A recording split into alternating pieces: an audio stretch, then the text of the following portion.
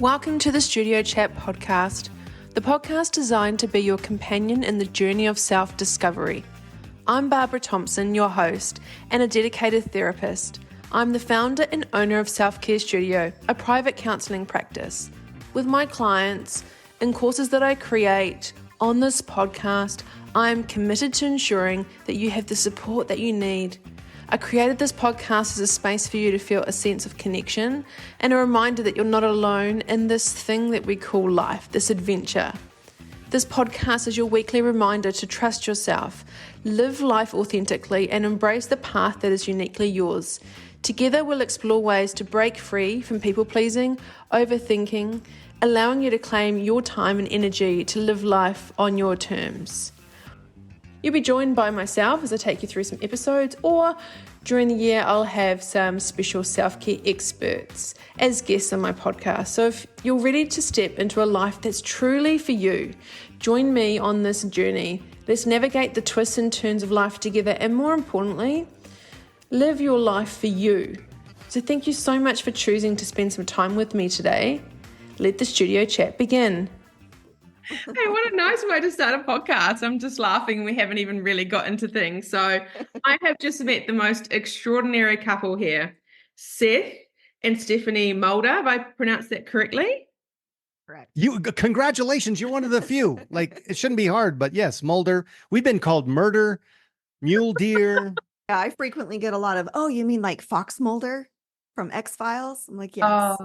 Yeah. Do they have that show? Do they have that show in Australia? Yeah. Yep. That was really big. Yeah. I'll tell you what. So when that show came out, I'm going to say roughly the mid 1990s.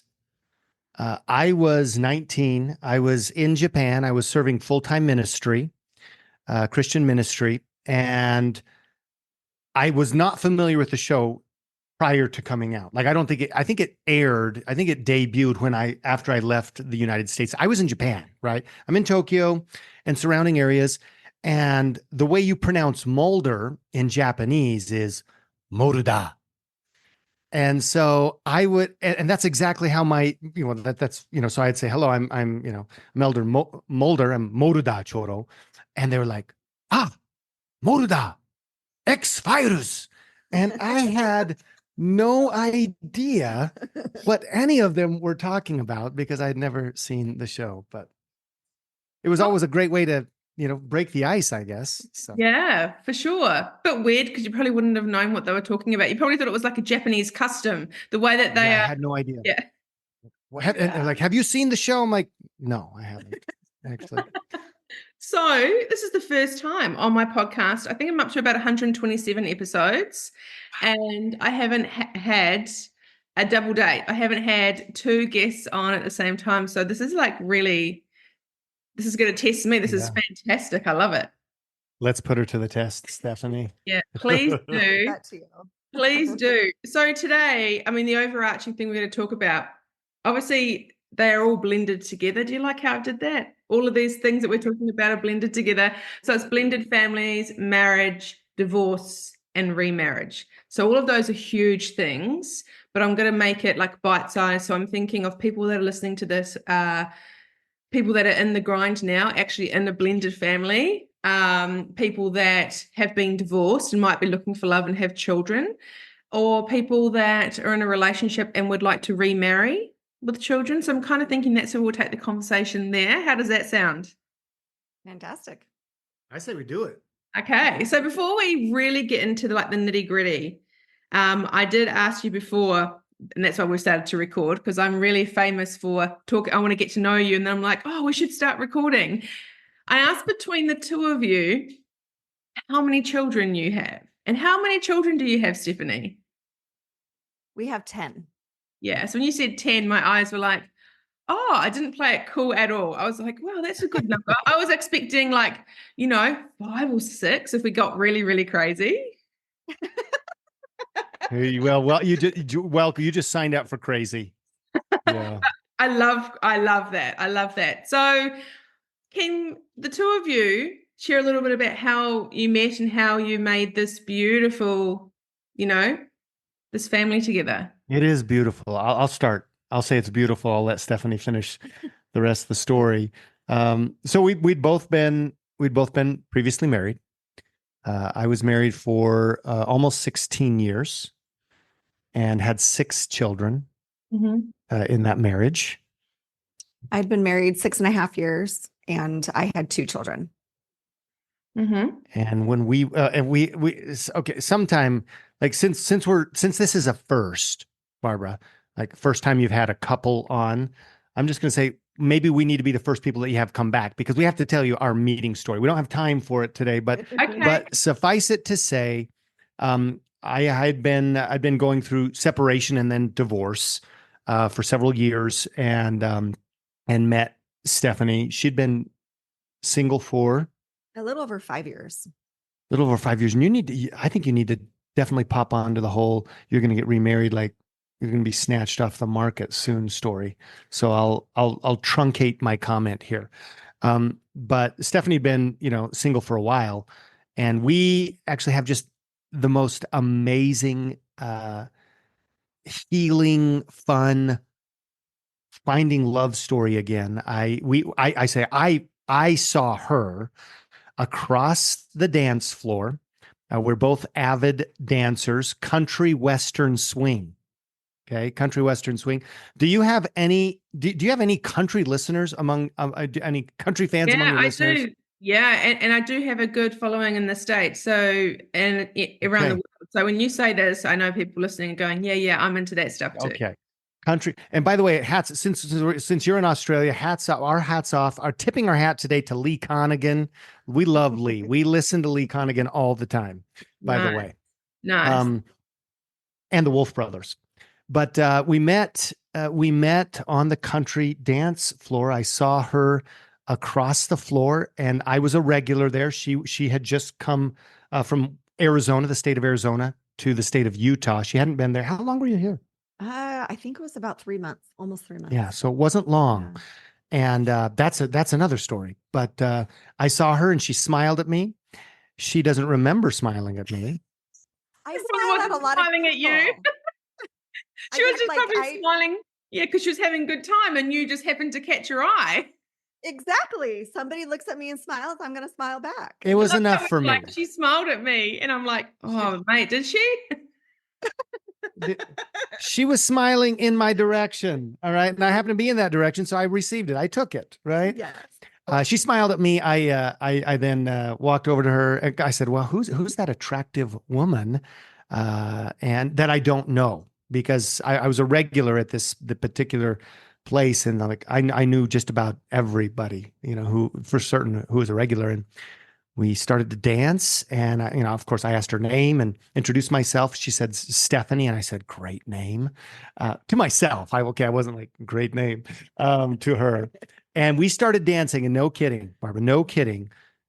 7 seconds into this dance, I was about to say swept off of my feet, which is odd for the dancing lead to say, but the point carries. I just couldn't help but blurting out, Stephanie, you can dance, because this woman has rhythm. And that started a dating and a courtship that was 8 months to the day. 8 months to the day, and we got married. Wow. And how long ago was that? This December will be our 10-year anniversary. What people cannot see is how you both look at each other. Hubba hubba. Yeah, very much. Very much. Both of you have that whole, like, if I was to describe it in a word, when you see someone and that look in their eyes of it's a really perfect mix of respect, but also, God, I'm in love with you. That's what I see. That's what I see from both of you. When you're talking, Stephanie's looking at you with lovey eyes, and then when she's talking, you're both doing it to each other. Yes. I feel very seen. Yeah, very much. One thing that I feel like we committed to at the beginning of our marriage when we got engaged was we will always be newlyweds. We will always put our marriage to the forefront and continue to work on that. And, when people make comments like you just did, it's very validating that we are working on that and we're still hanging in there. See that.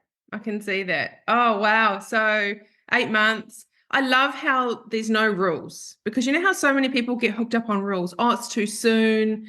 I've got children. I've got this. So I've been married and divorced, but I don't have children. But I can relate to some parts, but some of the parts I see from afar. So it's as a therapist. So it's so interesting to have these chats. Where do we go from here? Can we start with, let's go kind of chronological order in a way. So let's go, you've both been married and then divorced with children. Mm-hmm. How tough is that to break away? Because again, when we're talking about rules, there's so many rules of people going, oh, you got to stay together for the kids.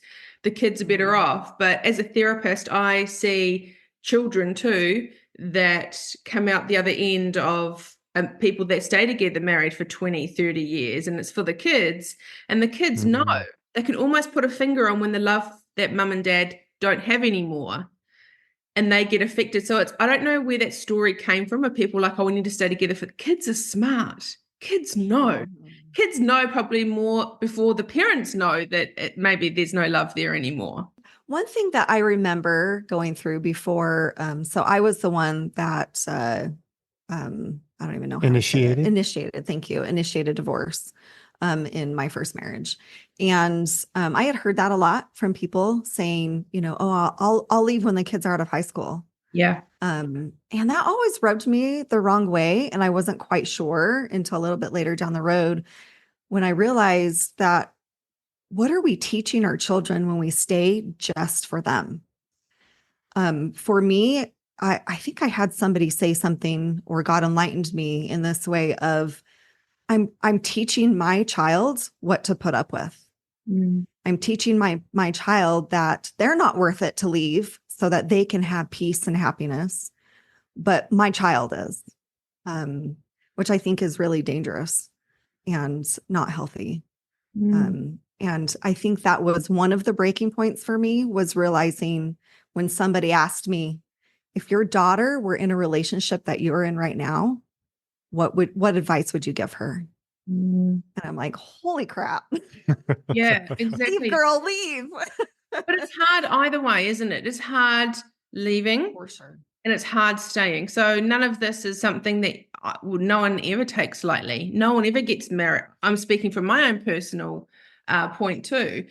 I never got married to thinking, yeah, cool. Mine was, I was with him for 8 years, married for 1. And then I left after 1 going, oh my gosh. But the writing was on the wall from day 1. And I just kept ignoring it, thinking it'll get better. It'll get better. And then what a lot of people think, and I think I can say this out loud, is a lot of us just think, oh, when we get married, things will get better. Like a lot of people think when we have a child together, our bond will grow together, which is completely the opposite.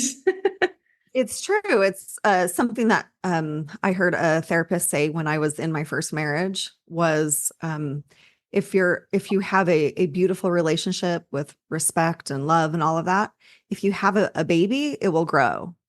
If you have a marriage that is not full of respect and love and joy, well, that's going to grow, so whatever you have is going to grow from having a baby. A baby's not a cure-all.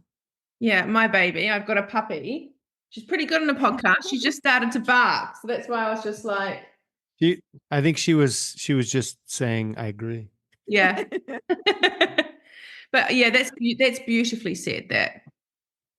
To that point about staying for the kids, because on my side, like I fought tooth and nail to save our marriage, right? Because I was on the receiving end. Now, of course, different spouses, different reasons, but I remember thinking, like, how can we do this to our kids?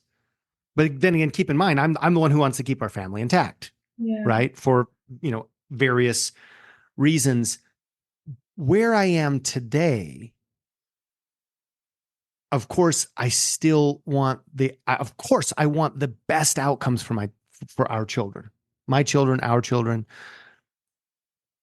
But staying for the kids, I think, it's a red herring.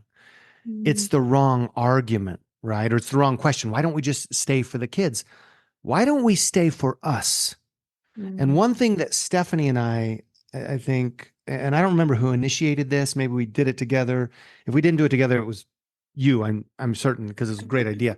But it was the best thing that we can do for our children as single parents is to be happy and healthy as we are right now, wherever we are, as a married couple now, remarried, blending families. The number one thing that we can do for our children, the number one gift that we can give them in this life, is to show them what a healthy, vibrant, respectful, I was about to say steamy, relationship looks like. And to come full circle, that's why we should stay together. If we're going to stay together, it takes two committed people to make this train run smoothly. It takes one to jettison. It takes one to jump the tracks, right? So, but if we're going to do this, let's do it let's do it for us. And even I'm going to do this for me, meaning that before we can be in us and happy in a relationship, I got to want to be that person, right? So there are a lot of parts that have, it's kind of like that combination lock. All of those things have to come together. And the children are one of the last numbers, as important as the children are. Again, it's like the story I heard that breaks my heart, that really impacted me, I think, coming out of marriage and then getting back into marriage. And I want to say this was a friend. If not, this was some article I wrote. So I don't want that I read. But basically, your children want to know that your spouse, in this case, our children want to know that Stephanie, to me, is the number one most important person in the world above the children. Right. And I remember this individual telling me the worst day of their life was when their parent, I think it was their dad, said, "You're the most," the dad speaking to the child after the divorce, right? Or going through the divorce or pre-divorce. Who's the number one person in your life, Dad? Well, it's you. And our kids know they're not number one. Stephanie's number one, in my heart. And our kids glory in that. They're like, and mom's number one. Well, actually, they're always like, God's number one, right? And then mom's number two. and then I'm number three, right? But I think kids need that. And that's why you don't stay for the kids. Should you think about the ramifications? Should that be something that pauses you to say, are we heading in the right direction? Absolutely. It's your responsibility as a parent. But first and foremost, you need to be doing this for you, because otherwise it's all junked up. But exactly what Stephanie said is those little kids, or kids of any age, are watching their parents as role models, and whatever the family household looks like, that's what they know about love. That's what they know about communication. That's what they know is okay. And that's a perfect example.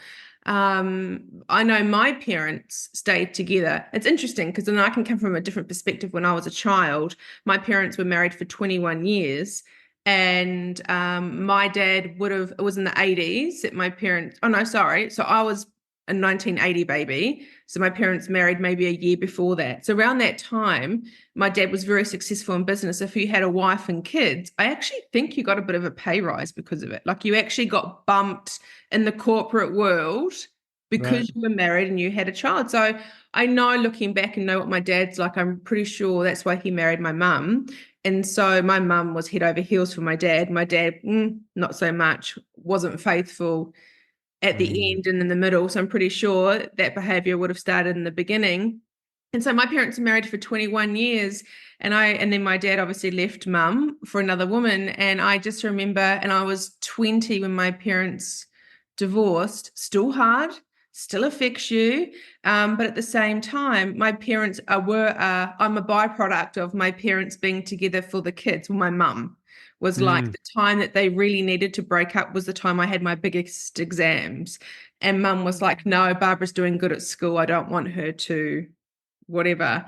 So yeah, it's interesting that, yeah, looking back, I was a product of that, of my parents staying together. And because of that, the last few years of my dating life, I was dating, obviously, guys like my dad. So kind of think if my mum did separate, I wonder what my dating and marriage relationship would have been like. Would I have still gone towards guys like my dad? Interesting. Yeah. Definitely. I'm along the same train of thought as you are of it's really easy for a young girl to marry her father per se when they're in an intact family like that. Yeah, because they for see it for the sure. kids. Because it was my normal. And now I know that's not normal. But I had to learn that lesson. Definitely. That's where the bar is set. And that's what creates the normal. Instead of like, when I left my husband, my first husband, I was happy to realize and recognize when Seth and I got married and how it changed me and my two biological children, how we set that bar so much higher. And my two biological children and myself have risen to that bar. But if I had not left, then that bar would have stayed low. And that's where we would have had, like you said, our normal. Yeah. Oh, wow. Okay. So you're on the dance floor. You guys meet. Stephanie, you can dance. You guys meet and you date, how do you juggle? It's something I hear a lot from single parents with children. Doesn't matter if it's 1 or 2 or 5, whatever. I don't have time. My time is really limited because it's all taken up with the child and the routine and everything. What's something that the two of you could give us a bit of advice to people that are listening that are single, that have got children that are dating or would like to date, but trying to manage their time a bit better? Because I just hear that all the time. People go, oh, where am I going to have the time, Barbara? Or I'd like to. Or what are some tips that we could give some people today?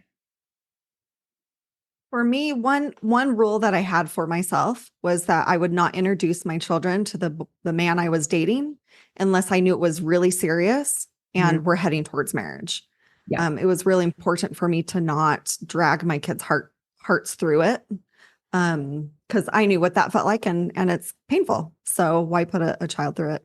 So that was one thing. Or something else that I was going to say. Shoot, I don't remember. You Wait for it. Wait for it. Oh, now I'm really. What's it to do with the time? Because I'm just curious to know that when you're a single parent and obviously sometimes when the child's at the other parent's house, that could be a time that you could date. But sometimes some of the people that I see in my clinic are full-time parents that don't have the option of when they go to mum and dad's, they've got the child 24/7. How can they? So that's actually how I was for most of the 8 months. I had my two children, except for I think 4 or 5 weeks in the summer. Other than that, they were with me full time. So one thing that we did was we spent a lot of family time together, which I thought was really great, being able to. After we were serious. Yes, after we were serious, which was only a few months. So we spent a lot of time as quote unquote a family, trying to get to know one another, because you do marry the family. And I think that's really so true when you're dating somebody and you both have kids, or even just one of you has kids. You're not just marrying the spouse or the oh my goodness, the partner. Yeah. You're also marrying into the children. And so that was one dynamic that I think really worked for us. Another thing that I will say is it's really important I believe, for the children to see you date. Like we've talked about already, you are the role model of what a healthy relationship looks like.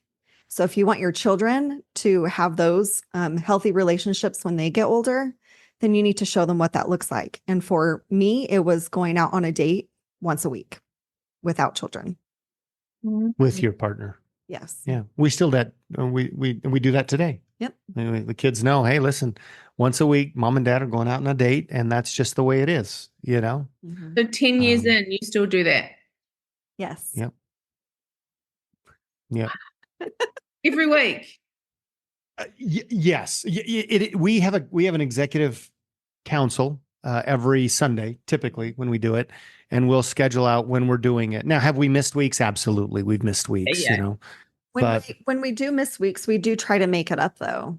Even if it is just, hey, let's put the kids to bed, and tell them that, this is mom and dad time and we're going to go watch a show together or, do something together. which is what we typically do, put them together and it's mom and dad time. But sometimes it's like do not come out of that room or else corporal punishment will be reenacted, right? Because this is date time. Like there's mom and dad time, our private time and our prep time to get, as a couple to get ready for the next day and veg or, whatever we're going to do, relax, go sit around a campfire or watch a show or, or do some reading or cooking. But there's date time. And they know that like date time is sacred. I would say, kind of negotiating that like even before Steph and I got serious and even before we met, I was prioritizing me and my self-care.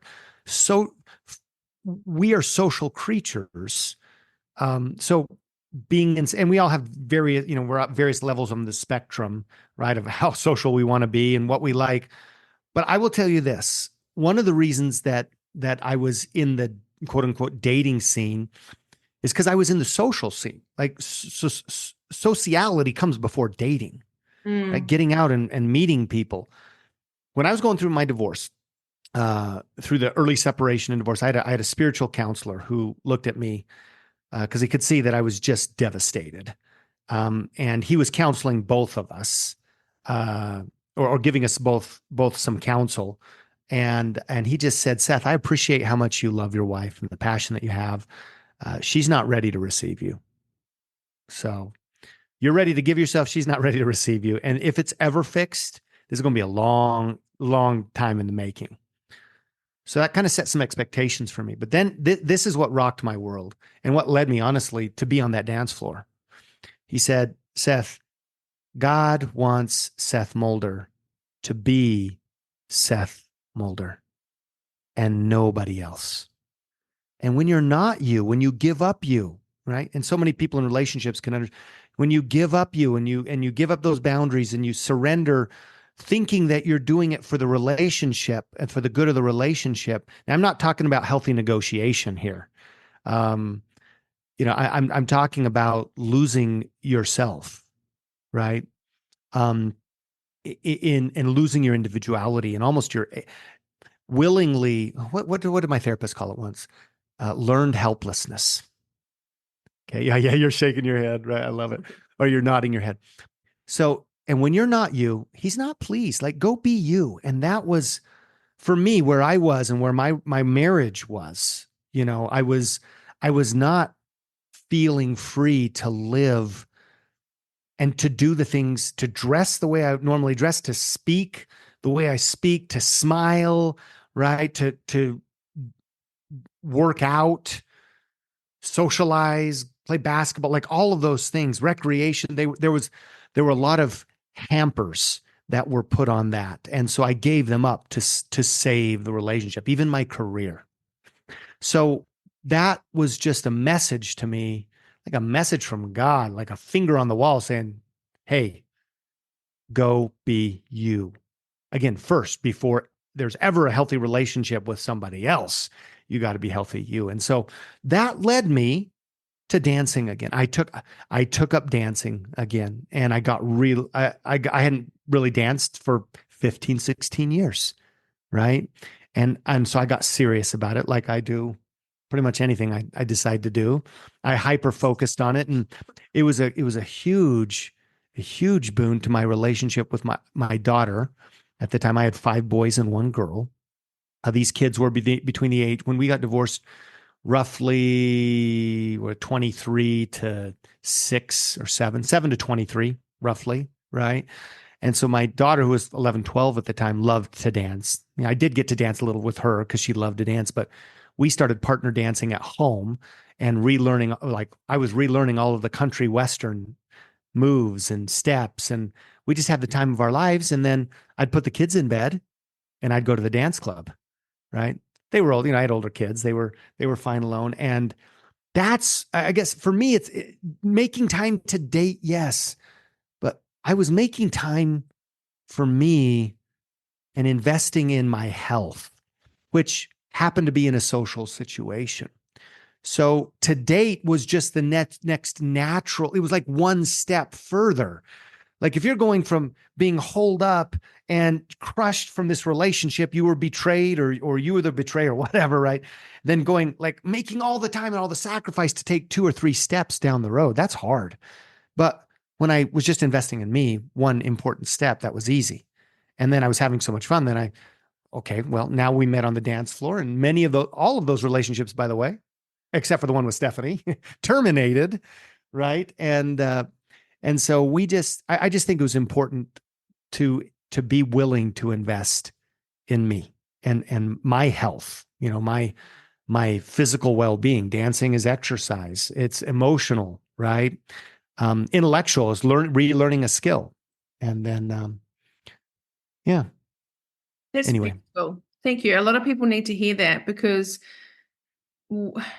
myself, through my healing journey, and why a lot of people come and see me too, is because we lose ourselves. We're so busy pleasing everyone around us and doing the thing that society thinks we should be doing. And remember how we talked about following all the rules? And I truly believe that that's how we lose ourselves. But once we find ourselves and know it can be who we are and improve ourselves and be the best that we can be, we're going to mirror that, and you're going to find someone. And I think that's why you met Stephanie, is because you were at that higher level of self. You were like, I'm going to put myself first, and then I'm going to attract someone that does the same. Mm-hmm. Definitely. So many women, we serve women. That's what we do professionally. That's what we do in the content space and in the media space and our podcast. And I said this recently to a good friend of ours who's actually a content and branding coach in Las Vegas, Nevada, here in the U.S., divorced mother of 2, twice divorced mother of 2. I think we'll put that in. And I sent this little video that we were just working on a piece of content, and it basically said, here's my advice. What every woman needs to know about self-care from the perspective of a man. And I said, it's not selfish. Thank you. Yeah. And she said, Seth, and she's seen a lot of our content. Like she's been on the show. We've been on her show, right? She's seen a lot of our content and a lot of our branding. Seth, I think that's my favorite video that you guys have published that I've ever seen, right? Because it rings true, and especially for women. It's coming from a man. Yeah. Exactly. Yeah. I was actually a guest on a podcast. It's actually coming out next month, of a guy in the States. Can't remember what state he's from, actually. But anyway, he was interviewing me about my business and about my healing journey and stuff. And I said that I've been single for about 7 years because I've really needed this time to heal and work on myself and do all this stuff. And one of his questions was, don't you think that's really selfish? Aren't you, do you think you're a really selfish person? And do you think the business and how you help other people is coming from a really selfish point of view because it's all about you? And so I just trumped it. I just went up and I said, well, this is what I think. And he was kind of like, yeah. Oh, yeah. Well, I probably don't look after myself. So I can't remember how I actually answered it. But the fact that he came at me, my business is called Self Care Studio. Yes. I've, rewired my brain. I've had to rewire that's why I moved to Australia for a guy that didn't work out. And I stayed here, and I purposely stayed here because I knew nobody. So I had to relearn everything. I had to relearn my networks. I had no one to lean on the hard times. I had to lean on myself. And that was the best thing, is once you've got yourself and you can connect with yourself, you can't feel abandoned anymore because you know that you've got yourself. And it was just interesting from a male perspective. He said to me, oh, isn't that quite selfish? And I was like, wow, somebody, yeah. And it was just interesting. It's interesting to hear a male say that, which is so healthy, that for all of us listening, we live our lives for ourselves, and everything else is a byproduct of that. And everything is kind of the cherry on the top. And, and that, like you said, Stephanie, when you met Seth, that kind of, in your marriage has up-leveled you to that next level. So that's what we do, is we work to a level, and the people that we meet kind of the cherries on the top that make us better and make us grow to that next level. They don't fulfill us. We're full, we're whole. It's kind of just the extra yummy toppings on the top, if that makes sense. Weird that I'm talking about Sunday toppings, but anyway. Why not? Why not? Like whenever I'm on a flight, we do a lot of business in Asia, and whenever I get, we take that business class upgrade, and after you have your steak, you get us. We fly United, just because I've been flying them for, you fly somebody forever, and then and you have status, so you don't want to give it up. So we're always on United, and on business class they always give you a sundae, an ice cream sundae afterward. Right. So you're talking about all these toppings, and they're always asking what you want. I'm always like, give me the almonds, the nuts, give me the caramel, and double the chocolate. Right. So I'm right with you, Barbara. Yeah, all the toppings for sure. Yeah. So it's that's interesting that you just said that, because I've literally just been interviewed by a man that said, "Oh, I find that very selfish what you're doing in your business and everything." And it really caught me off guard, because I it's not true, but just hearing it from someone, I was like, I know the younger version of myself would have been really hurt by that, and really probably listened to him as well.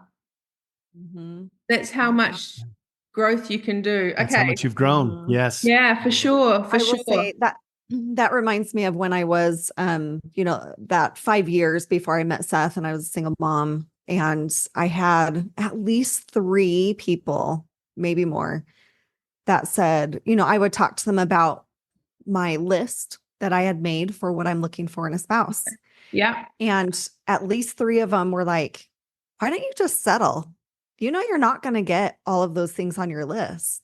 And I'm just like, did you just tell me to settle? Why would I settle? What? Like, are you kidding me? And I remember at least 2 of them were men. And just looking back, I'm like, man, they just wanted me to lower the bar so that they could probably get, in that playing field. They know my bar was too high. Yeah. Well, they're not friends, are they? Yeah. I got excited when you said the list, and Seth saw my body language when you said the list. It's because I was like, this is the best, because this is actually this whole week. Normally, like as a therapist, I have themes that come through my clinic. And one of the themes this week is a lot of people looking for love, and a lot of people, I say to them, do you know what you want? Be very clear. What's your list? It's not about ticking boxes. It's about kind of portraying and putting it out there of, if you say, I'm going to be single forever, I'm not going to meet anyone, that's exactly what's going to happen. But if you are very clear, that person's going to be attracted to you, and it makes it so much easier when because most people will say, oh, do you know what you're looking for? Oh, no. Oh, when you actually ask someone, they go, oh, yeah. Oh, no, I don't really know. I'm happy to have somebody, which is that settle part. Yes. Or they're like, oh, I just want a good man. Okay, but you got to be more specific than I just want a good man, because there are a lot of good men out there. I want a great man, so I'm going to be more specific in what that looks like. Otherwise, well, how about the best man? Yes, it's like the creme de la creme, and a lot of people. So now I have a lot of my clients, and any of you that are listening to this, they'll be laughing, going, "Oh my God, it's good that someone else has said that," because I get them to go away. And some people are so blocked that I spend a session sitting there with them. And I make the list. I have my pen and paper. I'm like, go, everything, just go. And I go deeper. And I literally help them create a list of what they're looking for. I'm like, what does he look like? What does he do? I don't know. What music does he like? Where does he hang out? Everything. Like, we go into the depths of everything, and they go, oh, wow, he's really cool. And I've done that myself. So it's really cool that someone else has said that, because it's so important to have that list. Yes. So I'm going to go back just a little bit. Something that I think it probably stemmed from for me is when I went through my divorce, I was only the second person in my extended family who had ever been through a divorce at the time. And my uncle he's the one that had been divorced like 7 years before I was. And he had said, Stephanie, I want you to sit down, and I want you to make a list of all the things that you love and that you love about yourself.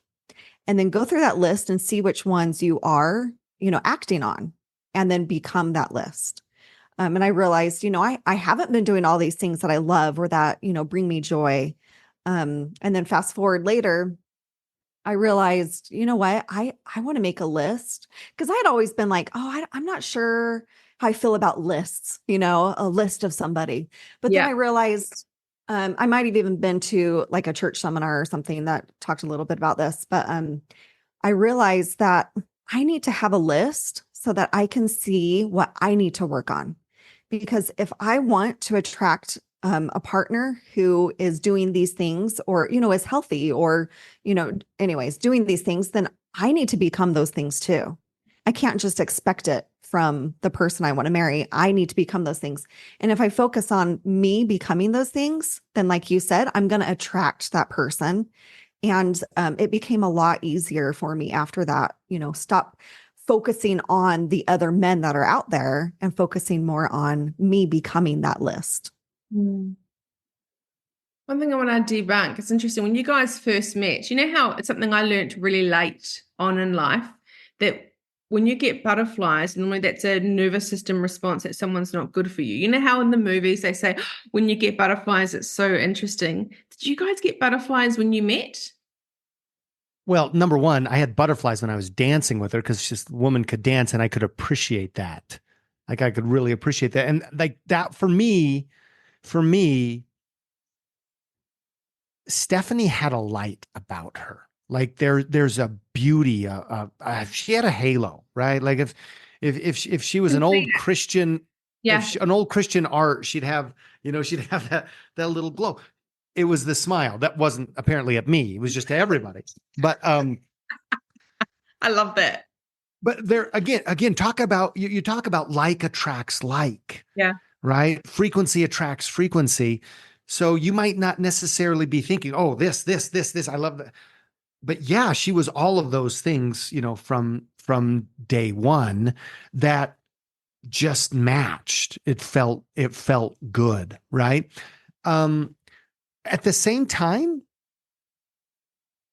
I was, we talked about rules at the beginning, like no rules. I'll tell you, there was a guideline that a good friend gave me. And he said, after my divorce, and he said, 1 year, Seth, do not make any major relationship decision, lasting major, decision within the first year. Why? It's more important than because I've shared that with a lot of people. You can take it or leave it. For me, that was a great guideline because of what I was going to experience the next year, right? So Stephanie was after that year had happened, but I was still I was just I'd been in several relationships, willing to let them kind of flow, not force things, not be so excited that there was somebody who thought I was actually nice guy, you didn't think I was the world's worst person, and sometimes you can be on the rebound and kind of take that. So I was just willing to let things flow. That for me, let things flow. Where do they connect? But I'll tell you, I mean, as Stephanie will say, she's going to use this word, so I'm going to take it before she can use it. Like I was in pursuit. She's always like, you were pursuing me. Well, That's yeah, how I it should was. be. Yeah. yeah, That's what exactly. if a guy Like doesn't Greek pursue you, gods, yeah, you know? that's 100% what it should be. And it should be Yeah. easy. That whole courtship should be really, you never question. I'm sure you never questioned him, Stephanie. I'm sure you never like, does he like me? Or when are we seeing each other? I reckon Seth would have been like, yep, I like you. Here's where we're meeting. Well, This is what we're doing. Actually, I think because I mean he'd been married for 16 years plus, after that. And I felt like I had been on my healing journey before he was. And so I had to give him a little bit of space and leeway in that way to realize that, he might need a little bit of space here and there just to kind of figure out because it was a very powerful relationship, I think, from nearly the beginning. And so it would be easy to just run away with our feelings if that's what we let ourselves do. And so there were several times, especially when my children were at their father's in a different state for those 4 or 5 weeks, that Seth would be like, you know what? I just need a couple of days by myself, or I need a couple of days just with my children to think things through and just, get through it. And so I was like, all right, gave him a little bit of time. And then there were several times that I just had to say, God, he either needs to call me or reach out in some way in the next 24 hours, or I can't do this because it is really hard being committed in this relationship. And then also not knowing where he's at the same time. Right. And thankfully, God answered my prayer every time within 24 hours. I did have him reach out. And frequently it was, hey, what are you doing tonight? Or what are you doing tomorrow? And I'm like, okay, thank you. Yeah. Because it's hard to hang on, to that love, but also feel like, well, I'm not going to go, hang out with a bunch of singles when I'm committed to this relationship and we're talking marriage. That's So the yes, healthy way. That's what you're sharing with me is so beautiful because it's the slow, healthy way. He's having time to just think things through, and actually you're doing the same, believe it or not. And that time thing, yes, especially when you're both so hot and heavy and it's that whole, I think for you guys there's a lot of energetic energy, like you're meant to meet. This is really big, so really big, powerful relationships and couples, there's big energy. Of course, that's what's, I can see it on you guys now, and that's 10 years in the brewing. It's 10 years in the making, and it's brewing, baby. I'll tell you that. and that big energy is still there, which is, you're such great role models for people in this blended family area, and in second marriage and getting remarried and divorced. And you guys are so great role models to show what life is and what life is all about and what life should be like. thank you. Yeah, I'm grateful. I'm grateful. God's been really good to us. We've also been good to us. Yeah. We've also made mistakes and tripped, and I mean, like literally, I knew Stephanie. Again, for me, I'm trying to reestablish my boundaries, if you will. I'm trying to reestablish who I am in a relationship, right? As I'm in a healthy in a healthy, in a healthy relationship, and being able to say that, yeah, I know you want to meet, but right now, this weekend, I just need me time. I need to get myself grounded. In yoga, we call it centered, right? I need to come back to that. At the same time, like I pretty much told my mother, I wasn't living at home, right? I was an independent man, but I'm super close to my parents, and they live, in the valley. And I think I told my mom early on, within like the first 2 weeks. I think it was after the first time we met, but that's what I remember. Did I go home? Did I go to my parents' house that night or something and say something like, I think I just met the lady the woman I'm going to marry. So like, yeah, you're talking about that energy. Yeah. We kind of like had those omens, right? Like, in a good way, kind of had the oracle at Delphi. Yes, we're going to do this, or the revelation in the sky kind of a thing. At the same time, we still had to kind of work through the steps and grow into it and grow. And as amazing as it has been, goodness, we've had some struggles too. Oh my goodness. Sometimes I forget about, like, we had a most amazing first year and the most difficult first year. 100%. Is it with blending all the kids together? I think that was a huge part of it. A big part of it, I think. Yeah. And then also having your ex-wife and your ex-husband. So that's what, I'm so curious to know, and I'm going to have you guys back. I think we're going to have your story, because everyone's going to be wanting to listen to that. And then obviously I think an episode on blended families. But sure. It's interesting me sitting here right now, because if I'm going to be really honest with you both, I've just turned 44. And I don't have children. And I was always like, I was such a black and white thinker. Like, I was the girl that when I got married, actually, I was a bridesmaid for one of my best friends before I got engaged and before I got married. And she actually was unfaithful to her husband before she got married. And I saw it happening, and I had to stand next to her while she was getting married. And I was so black and white that I was like, that's so wrong, and you don't do that. And I was standing there and I had so much judgment for her. And then she went on her honeymoon and came back and was a different person. And then showed me all the photos of her honeymoon, and then said, oh, I've left him and I'm going off with blah, blah. And she walked, and I wasn't friends with her anymore, because I was like, I don't want to be around someone like that. And then I fast forward to me getting engaged and being married, and then me leaving my husband. I did reflect back on that and think, oh, I have grown and changed because I had to leave that relationship because it was so toxic. But Yeah. at that time, Barbara was like, I don't want to meet someone with children. Before I was a therapist, before anything, I was just like, oh, no, no, no. And now I've had time to grow and heal. I'm like, I'd actually love that. But what the biggest decision for me is, was when I meet someone and I'm sure that they may have children, what my biggest concern is what their mother is like, because that's going to be a big determining factor of, am I going to get involved in this family or not, especially with my job as a therapist. I know. And that's what I'm concerned about. I'm thinking, God, I meet someone with kids. I'm okay with that. I'll love that. I'd love to be a stepmom. I'd love that. I love children. But then I think, there's not many family units that when it's separate, that they're both okay. It's very rare. There's always one that has a chip on their shoulder, or is very angry and doesn't want, they actually quietly still love you, but that's their way. Anyway, we won't get into that. But that's what I'm concerned about, is meeting someone with kids and then dealing with the other party. Is she a nice person? Is she not? Like, you guys got any tips for me before we wrap up? For me, the first thing that I thought of was make sure that the relationship is worth it. Because there were a lot of times that I'm like, man, this is so hard. One of the hardest things I've ever been through besides leaving the first marriage.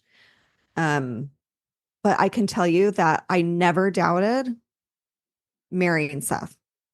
That always made it worth it. Like, the relationship was so beautiful. And like we've talked about, it's hard at times, but we've committed to each other to grow through those hard times instead of letting it become a wedge through those hard times.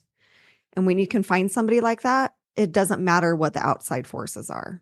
Oh, really? Because the two of you are going to be okay. Like, if you're both committed to that, like remembering that, we're on the same team. We're not on different teams. We may have different ideas, or different passions surrounding a certain topic, but we're both on the same team. I think that's helped me a lot. Loving, like again, that relationship. How much do you love that relationship? How much do you love this individual? Like Stephanie's 100% correct. You're marrying into the family, those children, potential children, but you are marrying this person. And again, there's a hierarchy there. You're always going to be with this person. That's the idea, right? Those children may come and go. Some of them may love you, think you're the best bonus mom in the world. Others may hate you, thinking you're the wicked witch of the West, right? Or the East, or whatever. Some of them you may start out as the best and then become the wicked witch. That the other ex-spouse may think, but that's a whole, like, it's a whole segment. man, we've been there, we've been there because, on my side of things, with my former spouse, it's a very unhealthy, I say my children, our children, my children, live in a, and they're all adults now, by the way. Those 6 kids range from 35 to 19 now, today, as of today, right, in 2024. So so it's been really interesting. It's you could call our divorce high conflict, with attorneys and what they call a special master, which is an attorney that has quasi judicial authority in your family when parents can't get along, and so they get to make judge-like decisions. Stephanie's been the spouse that married into that. Right. God bless her. And he did. She's been amazing. She's been amazing. But what I was going to say is that relationship, like the kids aren't number one, meaning that they're not the prime. If you have that love for that person, then you have to say, is that the most important thing here? And for me, it was, right. Whether Steph had kids or not kids. Steph, the 2 children that Steph had, one who just barely moved out at 20, right? She's, working and whatnot. And another who's about to leave on full-time ministry, who just turned 18. We have a great relationship. I adopted one of them. One of them wanted to be adopted, by me. The other, male, carrying his father's name, you know, Got that. wants to continue that. And like, I get that and respect that, and again, we should absolutely have some other conversations about this. But you said, what's our advice to Barbara, like as a friend, right? And personal, like, listen, there are amazing people out there. And that person is in the mirror. Mm. And if you want to have a relationship, I just believe that there's another person out there, or I don't know, 10,000, that could be a great match. Right. Right. And I say this, my perspective is, my first marriage, I married into 2 kids. When I was 22 and got married the first time, and I met those 2 boys who were 7 and 4 at the time. Their father had passed away a year prior. They were 6 and 3. And when I knocked on the door and met those boys for the first time, actually, I met them on the first date that I had with their mother, and we jumped on the floor and started wrestling and arm wrestling, and they became my best buds, my best mates. And I adopted them a year later, and they took my name, or they added my name. We didn't change their father's last name. They retained that as a middle name, in respect and honor to him. And we have 6 grandchildren through those 2 boys. You guys now. are so young. I don't even understand how you've got. Tell us about it. Tell us about it. It's amazing. Love it. And then I married Steph, and we married I married and to 2 other children as well. And I love all of those children. I absolutely love all those children. But my number one priority in this family is our relationship, right? And that sets the tone. And while I say that with strength and authority right now, wow, have I learned that? Like, we even said it at the beginning, but implementing that sometimes, I haven't, we haven't been perfect. It's been hard with so many emotions and other, former spouses involved, and it's been a feature length film. It's been a soap opera. It's been a board game, right? And we don't always win, but I know at the end of the day, we got this relationship that we're absolutely committed to, Mm. I think one of the best things that we could have done was, I think it was about a year after we got married, we saw a therapist for our marriage. And that wasn't necessarily because we had all these issues, but it's because we wanted to prevent any issues that might arise if we didn't already establish, those boundaries and where we were at in our marriage. Mm-hmm. And we had issues. I had issues. But you know had what? issues too. I reword that to stuff. I say a lot. We just all have stuff. None of us are broken. We don't need to be fixed. We just experience this life. We meet different people. And we have stuff that I always say that, like, when you guys met, you'll have a suitcase. You travel a lot. So Seth has a suitcase, and then Stephanie has a suitcase. You meet. She actually has several suitcases. And some grocery bags. I'm not saying emotionally. I'm just saying when she travels, if I have one, she's got like 3. Just so you know.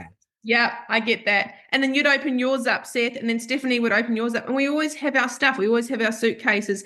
And a lot of couples think that you need to be as one. We're always going to be 2 different people, but we can blend together on some things. But we are always 2 different. I don't know why people want to be the same. No, it would be boring. Yeah, that's right. That's right. You are going to come back. I've already thought of like 2 or 3 episodes. Oh, we're going to come see you. We're going to come see you. You're in Sydney. Well, we're like, yeah, we love to travel. You're in Sydney, right? Yeah, I'm about 2 hours south of Sydney. Is that closer to Melbourne?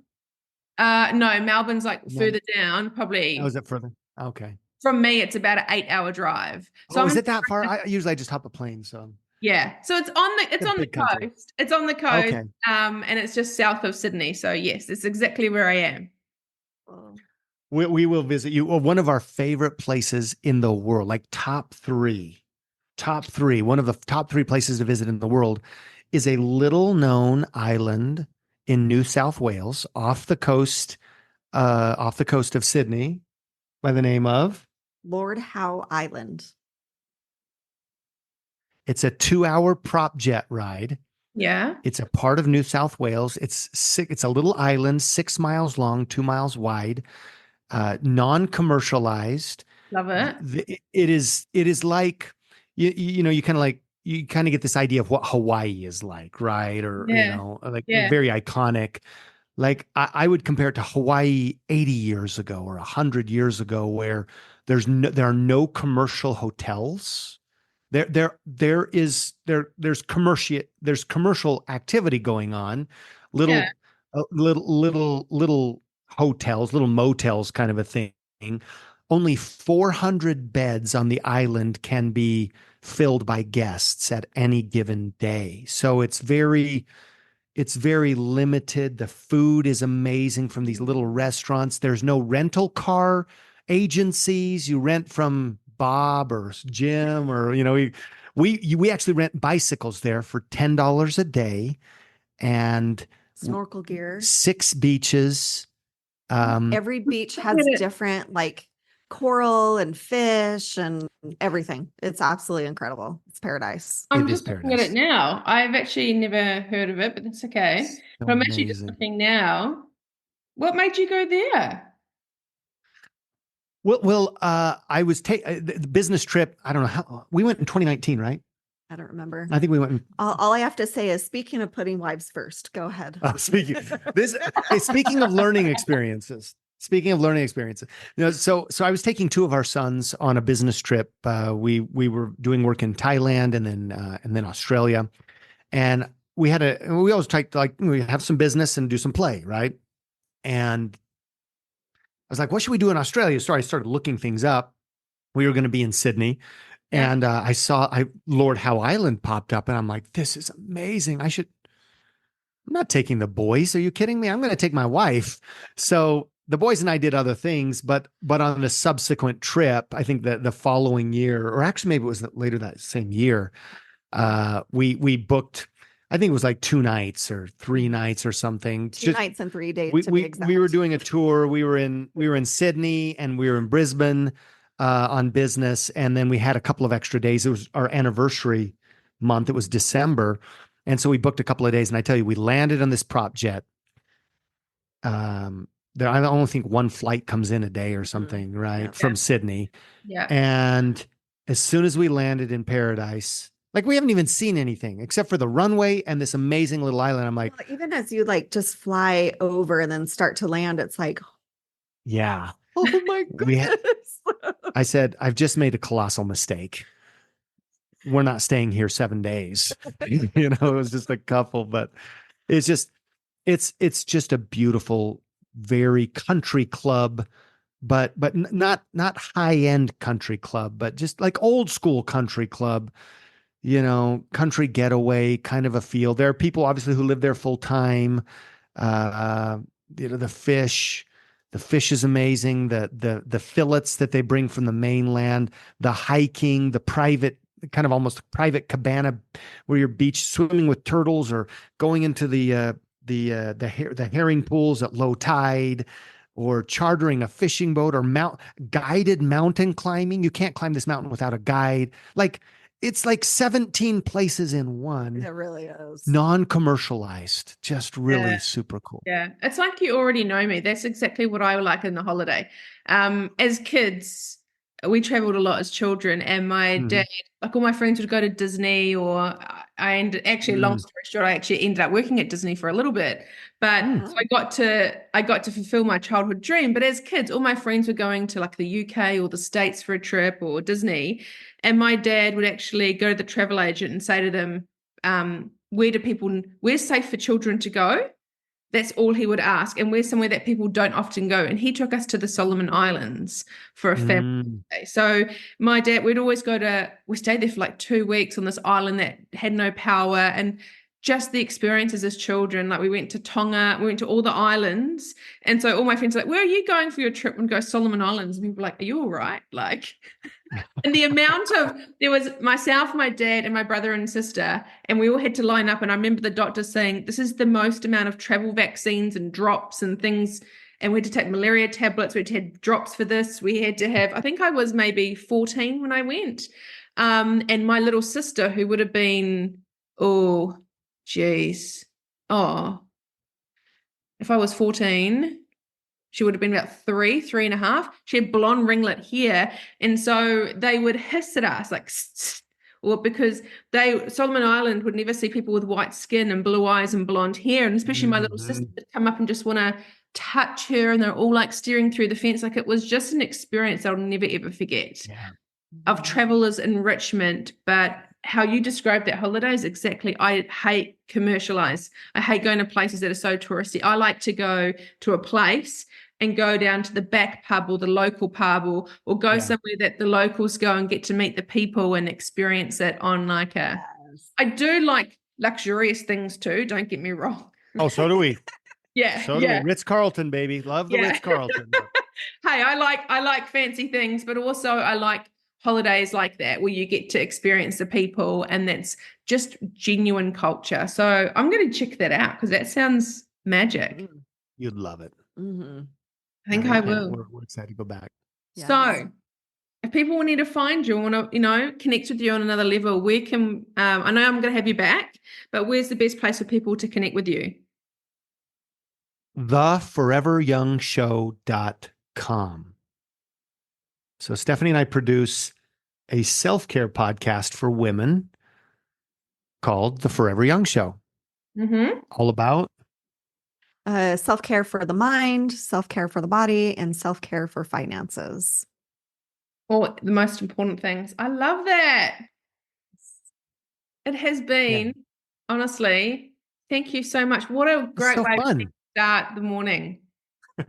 Of having, I don't know if you can see my little puppy in the background? I do. That's why a lot of the time I was on mute because hey, Tully. Oh. So she's my therapy dog. So she comes into the sessions with me. She's 10 months old and she's she's really great, learning to read people and when people need her. And she's a really nice dog. But on the odd occasion when I record a podcast like today, she was going around the house playing with her squeaky toy, scratching the couch and barking and playing. And I was like, seriously. So a lot of the time I had to be on mute. Look at her little face. Yes, I know I'm talking about you. Yes, she's so cute. She's so cute. Very cute. Just thank you so much for your time and your wisdom and I love meeting genuine people. I love meeting people that walk the talk and are in a similar industry to what I am, is improving the world and helping people see the light in many forms. It's a real pleasure and I'm glad that we've connected. Thank you so much. It's been an honor. I've really enjoyed this. Yeah. Well, it's been great to make a new friend. That's how I feel. Yes. It has been lovely. And let's book in a time for you guys to come back because it's just almost be regulars. We're kind of intertwined so much and you guys have so much wisdom and to share. And I just love, and I know I can learn so much from you too. So I think it's fantastic. Well, the feeling's mutual. Thank you, Barbara. Thank you. Life is beautiful.